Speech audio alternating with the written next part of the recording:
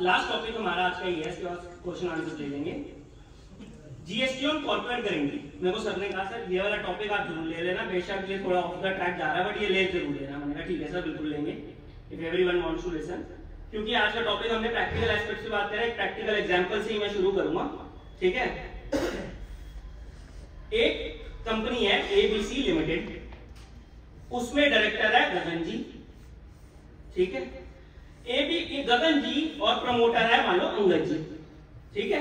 Facts clear है। ABC limited company है, गगन जी director है, प्रमोटर है अंगद जी। इन्होंने आपस में बात करी और गगन जी ने बोला मैं कंपनी को 100 करोड़ की टर्नओवर पे ले जाऊंगा, एज अ सीए नहीं एज अ क्लाइंट सोचो, ठीक है। मैं कंपनी को 100 करोड़ की टर्नओवर पे ले जाऊंगा, मेरे को 10 करोड़ में चाहिए। तो अंगद जी ने कहा मेरे पास 10 करोड़ नहीं है, मेरे पास जो थे मैंने लगा दिए। तो उन्होंने कोई नहीं, कैश क्रेडिट फैसिलिटी ले लेते हैं, गवर्नमेंट लोन ले लेते हैं, कुछ करते हैं। लोन लेने गए, उन्होंने कहा 5 करोड़ तुम्हारी टर्नओवर, 10 करोड़ तुम्हें लोन चाहिए, नहीं मिलेगा, निकलो। तो गगन जी ने कहा मैं बैठा हूं, मेरी गारंटी है, ठीक है, कल को कंपनी डिफॉल्ट करेगी तो आप मेरे से ले लेना पैसे। और गगन जी 100 करोड़ के मालिक, बैंक 1 मिनट में मान गया। बैंक ने कहा ठीक है जी 10 करोड़ रुपए का लोन दे दो। नहीं पता सी बैंक ने कहा दे दो 10 करोड़ रुपए का loan on the guarantee of director. The point is here is on the guarantee of director. तो जीएसटी वालों ने बोला हमें देखो टांग अड़ाने की तो आदत है, ये 2-3 साल पुरानी बात कर रहा हूं आपको। इन्होंने नोटिस इशू करने शुरू कर दिए कि गगन जी को आपने जो 10 करोड़ पे गारंटी दी है इसके ऊपर हम आपसे जीएसटी क्यों नहीं कवर करें। आपने एक राइट दे दिया ना, क्या कहते हैं बैंक को, कि अगर उनको नहीं, उनसे रिकवर नहीं होता, एबीसी से नहीं होता तो आपसे करे। तो काफी सीएस को, एडवोकेट्स को सम्मन हुए इस पॉइंट पे। तो एक कलेक्टिवली काफी लोगों ने बोला कि मार्केट में तो जी 1% का रेट चल रहा है जी, गारंटी देने का 1% रेट है, 10 करोड़ की गारंटी दी है तो 10 लाख रुपए की कमीशन चल रही है। तो इन्होंने कहा था कि हम ये मान रहे हैं ओपन मार्केट वैल्यू तो 10 लाख रुपए है, 10 लाख रुपए के ऊपर जीएसटी दो। Am I clear? बिल्कुल इजी भाषा में। अब चलते टेक्निकल भाषा में। पहला क्वेश्चन, कंसीडर क्या ये सप्लाई ऑफ सर्विस है? The answer is yes. मैं बताता हूं क्यों। सेक्शन 7 पढ़ेंगे अगर हम, और सेक्शन 7 में कंडीशन लिखी है कि ये फर्दरेंस ऑफ बिजनेस होना चाहिए, ये एक बंदे से दूसरे बंदे पे होनी चाहिए। वहां पे एक कंडीशन स्पेसिफाई नहीं होती कंसीडरेशन की। गगन जी कह रहे मैं तो कंसीडरेशन ली नहीं, मेरी कंपनी में क्यों कंसीडरेशन लूंगा। तो शेड्यूल 1 में पॉइंट नंबर 2 जो कहता है activity to be treated as supply even if it is made without consideration, and उसमें ये बात लिखी हुई है in case of related party transaction activity will be treated as supply. तो ये सप्लाई ऑफ सर्विस तो हो गया। अगला क्वेश्चन, किस अमाउंट के ऊपर आप टैक्स लगाओगे? वैल्यूएशन। तो रूल 28 का सेकंड प्रोवाइजो है जो कहता है कि अगर सामने वाले को इनपुट मिल रहा है, लेट्स सपोज गगन जी को इनपुट मिल रहा है, ठीक है, तो कोई भी वैल्यू ऑफ इनवॉइस के ऊपर लिख दो तो आपको मिल जाएगा। अभी एक टाइटन कंपनी वॉचेस का केस हुआ, उन्होंने 1-1 रुपए में टाइटन वॉचेस दी थी जो कि बिल्कुल स्पेशल एडिशन 10-10 लाख रुपए की घड़ियां थी। उन्होंने टैक्स प्लानिंग करनी चाहिए या क्या करना चाहिए, आई डोंट नो, उस पे उनका केस बना, वो जीत गए। उन्होंने कहा भाई रिलेटेड पार्टी है, पेरेंट सब्सिडरी को दे दिया, आपने लिखा है मैं 1 रुपए को मानूंगा ओपन मार्केट वैल्यू और आपको चैलेंज नहीं कर सकते, और वो केस जीत गए, ठीक है। तो लोगों ने ये पॉइंट लेना शुरू करा, ये फिर ठंडे हो गए, इन्होंने कहा यार ये तो हम फिर फंस गए। तो इन्होंने एक नोटिफिकेशन निकाली, नोटिफिकेशन 52/2023 सेंट्रल टैक्स, लिख लो। उसमें इन्होंने अपना फेवरेट चीज करी कि जो चीज नहीं हो सकती, रूल 28 को बना दिया सब रूल 1 और सब रूल 2 नया इशू करा वाया नोटिफिकेशन 52/2023 सेंट्रल टैक्स और लिखा not with standing anything contained in सब रूल 1। तो ओवरराइड कर दिया इस प्रोविजन को कि कोई भी वैल्यू लिख दो। अगर कॉर्पोरेट गारंटी का केस है तो 1% मानी जाएगी एक्चुअल कंसीडरेशन, और actual consideration whichever is higher. अब लोग हार नहीं मानते, एडवोकेट्स ने कहा चलो कोई बात नहीं। अब एक पॉइंट निकाला गया आरबीआई का सर्कुलर नंबर 21/22/121 9 नवंबर 2021 का।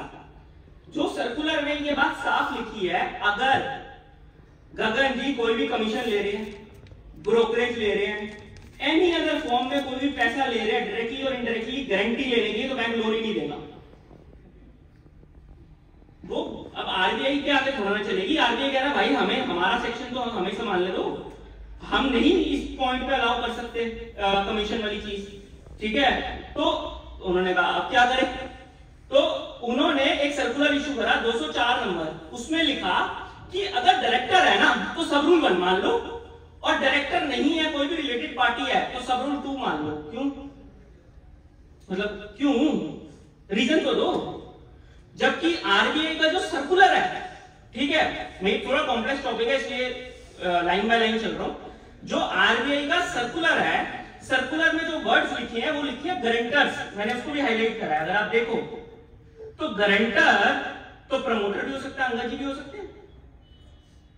गारंटर तो सब्सिडरी कंपनी और पेरेंट कंपनी भी हो सकती है सब्सिडरी के केस में।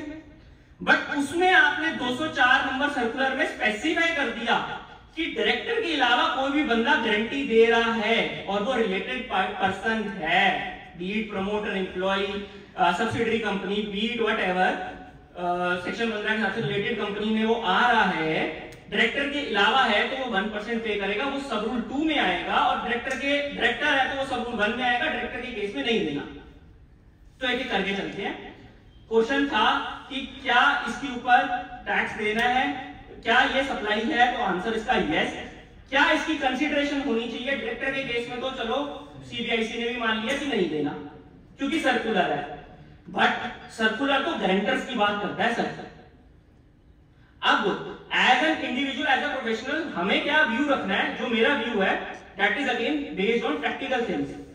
अगर आपका क्लाइंट गारंटी ले रहा है, बोरिंग कंपनी है जो गारंटी किसी और की ले रहा है, ठीक है, या कोई और की गारंटी ले रहा है, जैसे कोई प्रमोटर ले रहा है, कोई सब्सिडरी कंपनी, पेरेंट कंपनी ले रही है, और उसके केस में ये उससे रिटर्न ले रहे हैं बैंक वाले, जो कि लेते हैं कि भाई साहब आपने कोई कमीशन नहीं ली, ये लिख के दो, क्योंकि हमारे पास वो है कि हम आपको लोन डिसबर्स ही नहीं कर सकते विदाउट दिस कंडीशन, आरबीआई का सर्कुलर है, तो सर आप नहीं लगाओगे।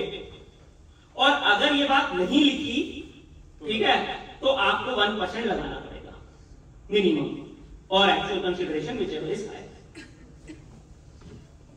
तो जो 3 क्वेश्चन थे हमारे,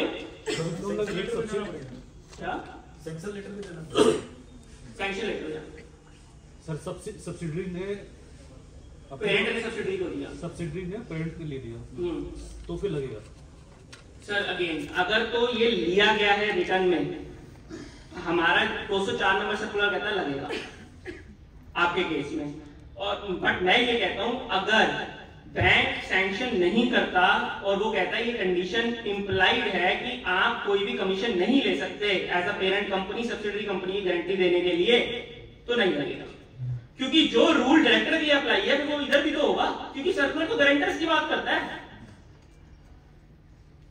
वो डायरेक्टर्स की थोड़ा ना बात करता है। और मैं आपको पैरा नंबर भी बता दूंगा सर, इसमें कोई ओवर रूलिंग का लेक्स और चक्कर तो नहीं आया सर। ये तो जीएसटी लो ओवर रूलिंग का चक्कर आ रहा था 2021 से लेके जब तक ये सर्कुलर नहीं आया, 2 साल, ठीक है, बट ये इन्होंने खुद एडमिट करा, सर्कुलर नंबर 204 के पहले पॉइंट में इन्होंने खुद एडमिट करा कि डायरेक्टर के केस में आप ओपन मार्केट वैल्यू तो वही हो गई ना, क्योंकि आरबीआई ने बोल दिया पैसे ले ही नहीं सकते, तो ओपन मार्केट वैल्यू तो वही हो गई। How can you charge GST on that, जब दूसरे लॉ में साफ बात ये लिख दी कि आप पैसे ही नहीं ले सकते। इनको तो शक ये था ना कि कोई कैश में ना ले ले, कोई ऐसी ट्रांजैक्शन ना हो ले, इंटेंट ऑफ लॉ तो यही था ना कि इसको कवर कर लेंगे। डायरेक्टर के लिए बोला है कि नहीं कमीशन ले सकते, कोई भी गारंटर्स के लिए बोला है, कोई भी गारंटर हो, गारंटर्स के लिए बोला है, एग्जांपल डायरेक्टर का दिया। अच्छा, ये मेरी लॉ ऑफ रीडिंग है। इसमें मैं आपको सर्कुलर नंबर आप नोट कर लो, पैरा बहुत बड़ा सर्कुलर है, पैरा 2.2.9, सर्कुलर नंबर 2021/121 डेटेड 9 नवंबर 2021, 9 नवंबर।